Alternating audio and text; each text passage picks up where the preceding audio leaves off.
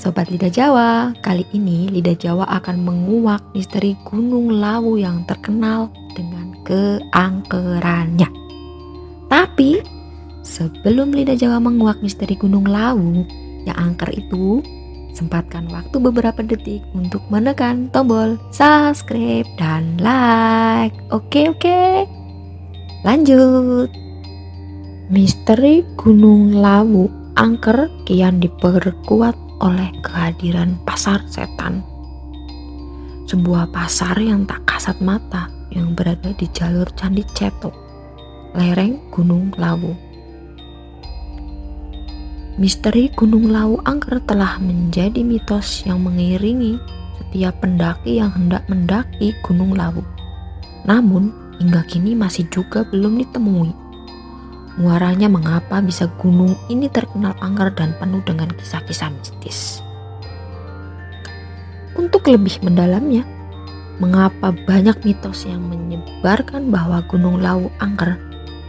Mari kita telisiki melalui awal mula legenda dari Gunung Lawu tersebut. Kisah berawal dari masa berakhirnya kerajaan Majapahit, yakni pada tahun 1400 Masehi. Kala itu, orang yang menduduki kursi kerajaan adalah Prabu Brawijaya. Beliau adalah raja terakhir dari kerajaan Majapahit. Singkat cerita, saat Raden Fatah memasuki usia dewasa, ternyata Raden Fatah memeluk agama Islam. Ia membelok dari agama sang ayah yang beragama Buddha. Bersamaan dengan meredupnya kerajaan Majapahit, Raden Fatah pun mendirikan kerajaan Demak yang berpusat dari Gelagahwangi. Sekarang lebih dikenal alun-alun Demak. Ternyata yang membuat Prabu Brawijaya merasa gundah, pada suatu malam Prabu Brawijaya bersemedi, dan semedinya beliau mendapatkan petunjuk yang mengatakan bahwa kerajaan Majapahit akan meredup dan cahaya beralih ke kerajaan anaknya, yakni kerajaan Demak. Sesaat itu pula Prabu Brawijaya meninggalkan kerajaan Majapahit menuju Gunung Lawu untuk menyendiri. Sesaat setelah meninggalkan kerajaannya, sebelum naik ke Gunung Lawu, Prabu Brawijaya bertemu dengan dua orang pengikutnya, kepala dusun dari wilayah kerajaan Majapahit. Masing-masing dari mereka adalah Dipa Menggala dan Wangsa Menggala. Karena mereka berdua tidak tega melihat Prabu Brawijaya berjalan sendirian, mereka pun ikut menemani Prabu Brawijaya naik ke puncak Gunung Lawu. Setelah sampai di puncak Hargodalem, Prabu Brawijaya berkata kepada dua pengikut setianya. Selesai mengucapkan kalimat itu, Prabu Brawijaya pun menghilang. Hingga kini, jasad beliau tidak pernah ditemukan oleh siapapun. Setelah Prabu Brawijaya melakukan moksa dan menghilang, tersisalah dua pengikut setianya, Sunan Gunung Lawu dan Kiai Jalak.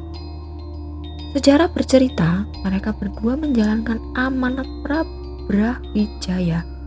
Mereka menjaga Gunung Lawu. Dengan kesempurnaan ilmu yang mereka punya, Sunan Gunung Lawu menjelma menjadi makhluk gaib, dan Kiai Lawu menjelma menjadi seekor burung jalak berwarna gading. Kisah tentang burung jalak gading ini masih berlanjut hingga saat sekarang.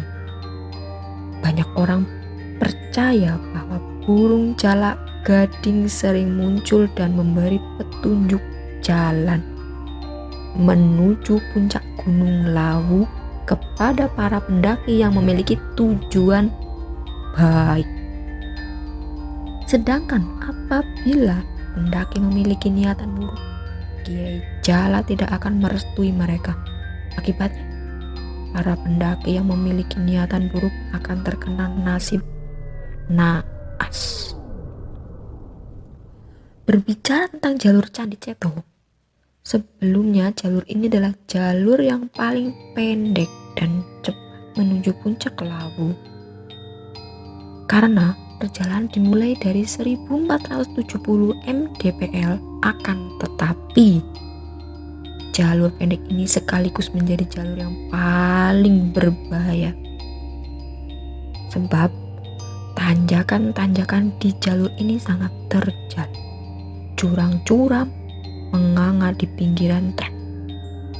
Kabut tebal sering turun membuat jarak pandang menjadi begitu pendek dan memperbesar risiko tersesat, serta kepercayaan yang mengatakan bahwa jalur ini adalah perlintasan alam goib dan kehadiran pasar setan. Oleh sebab itulah mengapa jalur ini berbahaya dan tidak begitu favorit. Para pendaki lebih senang memilih dua jalur lainnya, yaitu jalur Cemoro Kandang dan jalur Cemoro Sewu.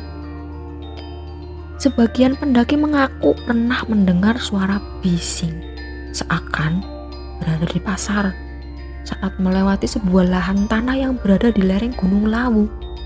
Terdengar pula suara yang sedang menawarkan dagangannya. Mau beli apa? Konon apabila di sana Anda mendengar suara-suara aneh tersebut, maka Anda harus membuang salah satu barang yang Anda punya, sebagaimana orang yang sedang bertransaksi dengan barter. Mitos lainnya menyebutkan bahwa jangan mendaki dengan baju berwarna hijau. Ada pula yang mengatakan bahwa jangan membawa rombongan yang berjumlah ganjil. Kisah lain menyebutkan bahwa mandi air berkhasiat di Gunung Lawu sangat bermanfaat. Terlepas dari segala mistis dan kekayaan mitos yang dimiliki Gunung Lawu, hendaknya kita sebagai pendaki selalu waspada. Waspada di sini bisa berarti untuk terus selalu menjaga sikap selama naik gunung. Hal-hal sederhana seperti tak berkata kasar, tidak berbuat senonoh, serta tidak membuang sampah sembarangan bisa jadi laku baik yang mesti para pendaki terapkan. Itulah misteri tentang angkernya Gunung Lawu. Mungkin masih banyak lagi mistis-mistis lainnya tentang Gunung Lawu yang tidak Lidah Jawa ketahui. Di lain kesempatan, Lidah Jawa akan menguak misteri di tempat-tempat angker lainnya.